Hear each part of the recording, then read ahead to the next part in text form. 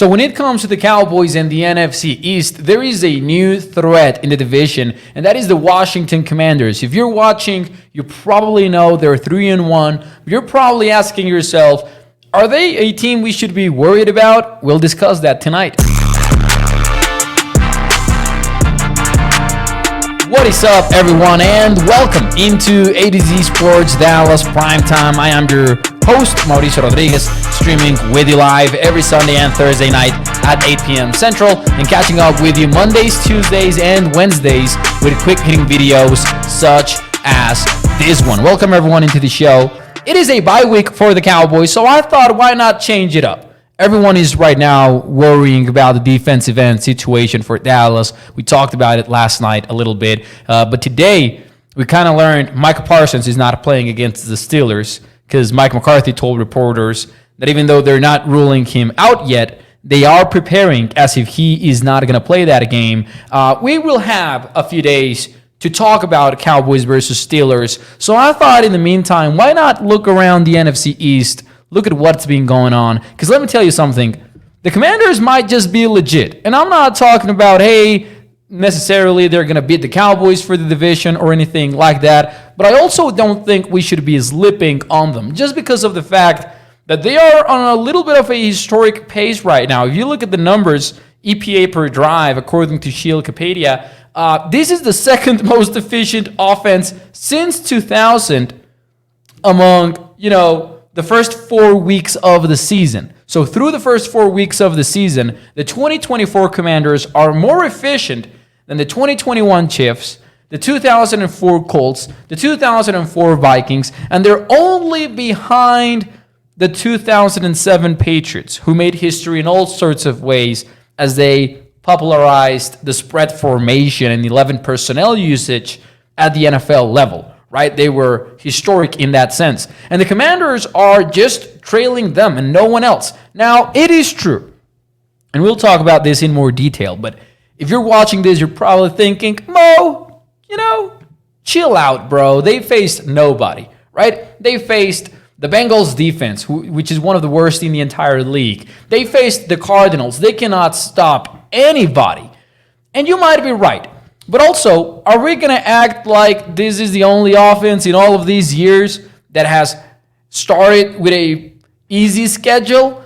Like, this is still significant to me. It catches my eye, and it catches my eye because when you watch them play, they're cooking, right? You see Cliff Kingsbury dialing up some special plays, making life easy on Jaden Daniels. Do you see Jaden Daniels make some dots, some absolute dimes on the field? So you got to give them some respect. Now, you look deeper into the numbers and you realize they're onto something. This is a team that is number one in drop back EPA per play so far. This is a team that is number one overall. You look at the running numbers from them, and guess what? They are number one in rush EPA. They are number 6 in success rate. And again, man, number one in both drop back categories, EPA and success rate. So you filter that out to early down, so just first and second down, and they're still among the league's best. So this is not like a third down outlier that they're generating all of these EPA because they're killing it on third down. No, they are a legitimately productive offense. And the question then becomes, should the Cowboys be worried about this team? Because all during the offseason, we were talking about Eagles, right? Can the Cowboys beat the Eagles for the division while the Commanders and the Giants just do their thing in the bottom of it, right? Like they fight it out to be the bottom team. Man, I think the Commanders are a legit threat. Now, let me say something.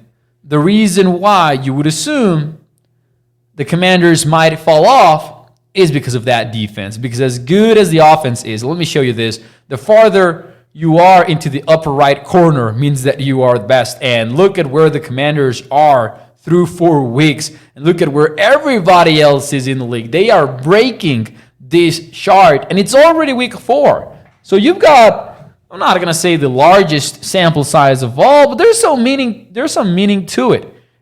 These stats, by the way, you can check them out at rbsdm.com. If you have trouble remembering what that means, it's a acronym for running backs don't matter. So you can Remember that way easily.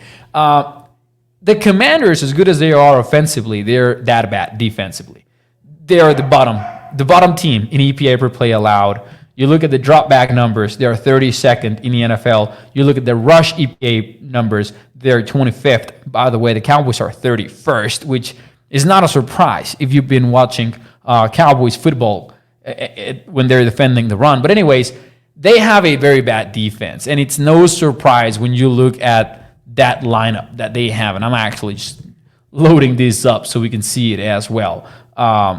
Man, I might have some trouble kind of like sharing the screen for this one, but I'll just go through it very quickly. Dante Fowler, Dorrance Armstrong, you already know, are their starting defensive ends, basically. They do have Jonathan Allen. They do have Daron Payne. But Mike Sainristil still is starting for them, rookie cornerback out of Michigan. And he's not starting for them like, say, Kalen Carson for Dallas while Daron Bland gets healthy. Like, he is their guy immediately. Noah Igbinoghene is getting significant snaps. He has played 62 snaps in the slot, 57 snaps out wide. That is just problematic, and fans know this. If you have been watching Noah Igbinoghene and the Cowboys, they've got Benjamin St-Juste as well starting outside, not a great cornerback. They've got Quan Martin, and they've got Jeremy Chien at safety. Again, not necessarily great, not as bad as a cornerback unit.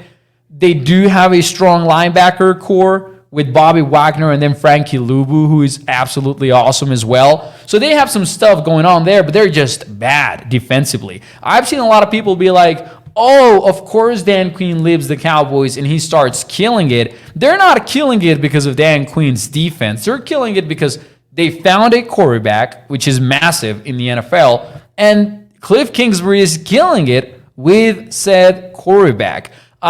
Commanders, the schedule, man, which is key to answer this question, man. It's been easy. Let's be honest, right? They're 3-1. They lost the first week versus the Tampa Bay Bucks. They've beaten the Giants since then. They scored 38 on the Bengals, and if you watch that game, it was a Monday Night Football showdown. The Bengals could not get a stop versus this team. The Cardinals are also one of the worst defenses in the entire NFL. We're going to find out more about Washington when they face Cleveland and Baltimore in back-to-back weeks. Then they get some easy games, Carolina, Chicago, New York. They get the Steelers, the Eagles, the Cowboys and then Saints, Eagles, Falcons, and Dallas after the bye week. So we're still going to find out a lot about them, but I think this is a good way of looking at it. The way the Cowboys have looked, which is, we're not that kind of show. We're not hating on the Cowboys, and we're not praising the Cowboys just because they're the Cowboys either. We're trying to find some balance here. And the truth of the matter is, the Cowboys are flawed, right? They can be very good because they've got Dak Prescott and they've got CeeDee Lamb. And if Mike McCarthy switches some things around in the offense and they start using Brandon Cooks a little bit more aggressively and they start finding a way to survive in the trenches with questionable offensive tackles, they might get something going. And if they get hot at the right time, this still, and I know it sounds crazy to say right now, but this could still be one of the best teams in the NFC. However, they're flawed, and we've seen that so far. You've got Micah Parsons and D-Law out for potentially multiple weeks. For Lawrence, it's almost a fact that he's going to IR. It's not official yet. For Micah, they're talking about how he's not playing week 5 probably. He might not play until after the bye week. You've got some holes at cornerback. Daron Bland might be coming back, but you still have some question marks about that. You're looking at the safeties who have had some good and bad moments. Defensive tackles outside of the Giants game, they've been very bad for the Cowboys, right? So we know about all that. Again, we know about the woes in pass pro. We know the play calling has not been great. We know the Cowboys don't have a running game at this point because they really don't have a legitimate running game so far. So they're a flawed team. They're a team that can lose a division. So when you look at the fact that the Eagles are also pretty flawed, and you're looking at Todd Bowles and the Tampa Bay Buccaneers blitz Jalen Hurts at a 70% rate, and the Eagles not having an answer for it, you know they're also flawed. So, and the defense sucks, right? Because the Bucs, by the way, early downs, they threw on 90% this week against the Eagles secondary because they knew they could do it. They knew they had Chris Godwin, they had Mike Evans. We can get them, and that's exactly what they did. So the point I'm trying to get at, and I'm sorry if I rambled a little bit, is the Commanders are a legit threat just because the Cowboys and the Eagles are also not necessarily great right now. They can be very good. They can regain their statuses as the favorites in the division out of nowhere, but they do got to get hot. They do got to change what we've seen from them so far. And for that reason, mainly, I think the Commanders could be a legitimate threat in the NFC East. Would I pick them today to win the division? Maybe not. I would still lean towards the Cowboys or the Eagles, right? Let's say one of the two to stay out of the controversy for now. But the Commanders, man, if they go up against Cleveland and against Baltimore, and that game is at Baltimore, by the way, and they do what they've been doing against quality defenses like those two, we might have to really take them seriously. Right now, they've got our attention. We know there's a QB out there in Washington. We know he's making Terry McLaurin be a beast once again. So right now, they've got our attention. Next couple of weeks, they can really earn our respect. So just wanted to take a little bit of a break here from all of the Cowboys coverage we've been having. And this is still Cowboys coverage, of course. But I thought, hey, man, people might be wondering about the Commanders. So I thought I would do this video. If you enjoyed, hit the like button for me. I'll see you tomorrow. More Cowboys coverage. And, of course, tomorrow we will start looking at the Steelers game, which is going to be massive. The Cowboys are 2-point underdogs for that one. It's going to be great. We're going to have some fun. Bye-bye.